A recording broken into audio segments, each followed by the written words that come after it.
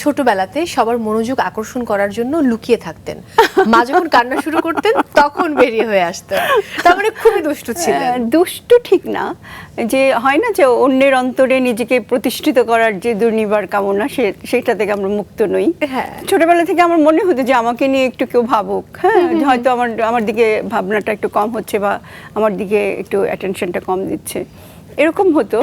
কয়েকবার হয়েছে এটা, আমি বড় হয়ে এখনো আমি শুনি মায়ের মুখে বা আমার ভাই বোনদের মুখে, যে লুকিয়ে থাকতাম, খোঁজাখুঁজি যখন হবে তখন একটা মানে হয় না যে কোথায় গেল, তারপর হয়তো কখনো কখনো নিজে বেরিয়ে আসতাম, কখনো কখনো আবার আবিষ্কার করতো দরজার পিছনে বা কোথাও একটু দাঁড়িয়ে আছে।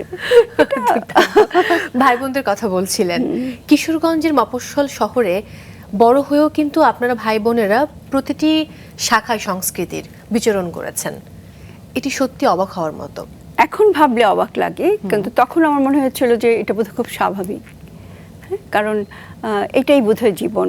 আমার ভাই বোনরা কেউ না কেউ কিছু করছে, সেতার বাজাতো, বেহালা বাজাতো, গান করতো, বড় বড় ওস্তাদরা আমাদের বাসায় আসতেন। আমার বড় ভাইয়ের একটা বড় জায়গা ছিল এই বিষয়গুলো, কারণ অর্গানাইজার হিসাবে তার একটা বড় মানে কি বলবো, উনি ভীষণভাবে চাইতো যে তার ভাই বোনরা যেরকম করবে সারা কিশোরগঞ্জের সব ঘরে ঘরে ছেলেমেয়েরা যেন এই সাংস্কৃতিক অঙ্গে আসে। আর আরেকটা জিনিস খুব অবাক লাগে যে বাবা যদিও পেশায় ডাক্তার, খুব গুরু গম্ভীর মানুষই ছিলেন, কিন্তু অসম্ভব সাংস্কৃতিক মনা ছিলেন। আমরা বৃষ্টির দিনে বারান্দায়, আমাদের একটা লম্বা বারান্দা ছিল, সেখানে বসে বাবা আবৃত্তি করছে, আমাদের মুখস্থ করাচ্ছে বড় বড় কবিতা। তো এগুলো আমাদের খুব প্রতিদিনের একটা কাজের মধ্যেই ছিল। আমরা অন্য পরিবারের সঙ্গে যখন কথা হতো তখন যারা বলতো অবাক হতো আমাদের জীবনটা দেখেছে, তোমরা এভাবে কেমন করে, কিন্তু আমার কাছে মনে হচ্ছে যে এটাই বোধহয় স্বাভাবিক।